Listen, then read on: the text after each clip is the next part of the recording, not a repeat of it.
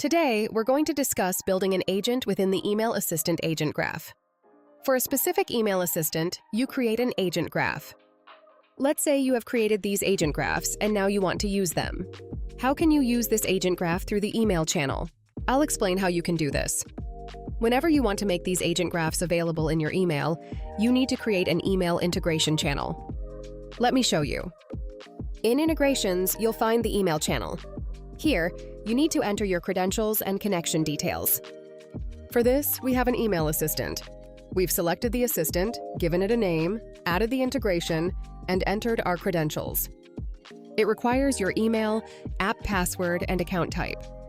Since this is a Google account, I entered my Gmail. Save your configuration. Remember the name you gave it, then go to your workspace. Next, decide what you want to do. If you want to use these two agent classes in your event channel, you need to create an intent. I've created two intents. For example, the billing handler is linked to one agent graph, and the invoice processor is linked to the vendor invoice agent graph. Within each intent, you'll find the name, intent phrase, a funnel, like the email must come from a specific address, and filters such as requiring an attachment.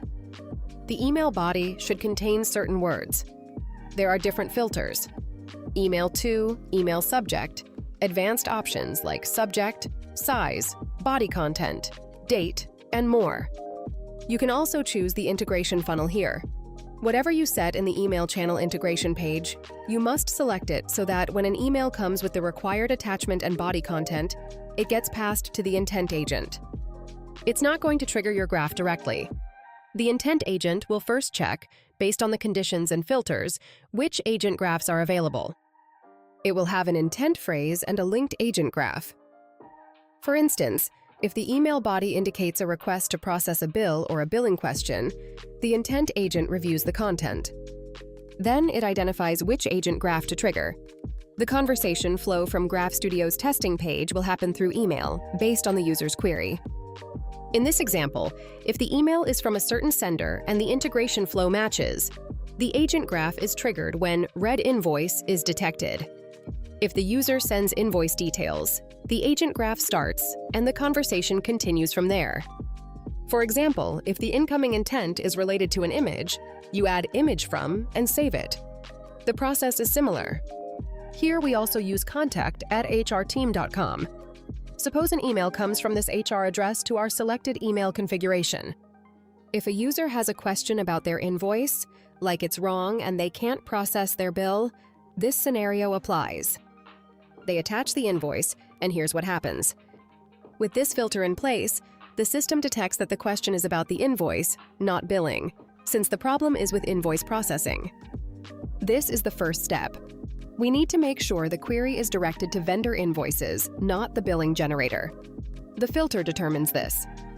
If the email has an attachment and the body contains bill, as mentioned by the sender, and references issues like delayed invoice processing, these filters will be applied. The intent agent receives the intent phrase, the email body, and the subject from the sender. Since the filters are met, this data is passed to the intent agent. The intent agent then identifies the query and the intents it can access. It uses reasoning, like an LLM, to decide that the request should go to the invoice processor. The intent agent determines which agent graph to trigger. In this way, your question is addressed. The intent agent can also ask clarifying questions if needed. For example, it might ask, "Do you want to process your invoice, yes or no?" Once confirmed, it will continue with the agent workflow. However, this won't work until you attach the intent to a build. Now, let's see how the build works. We have two agent graphs. There are two intents, each linked to the integration funnel. You create your build and select the version. For the billing simulator, I want to use version 2 in the dev environment. I create the build and assign the environment. Here's an important point. The environment assigned here will use the credentials for that environment from the integration funnel. If you attach the build to dev, it uses the dev credentials. In dev, the two intents are linked to the integration funnel.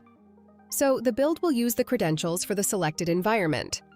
If you check the integration page for the email channel, there are three environments. It will use those credentials.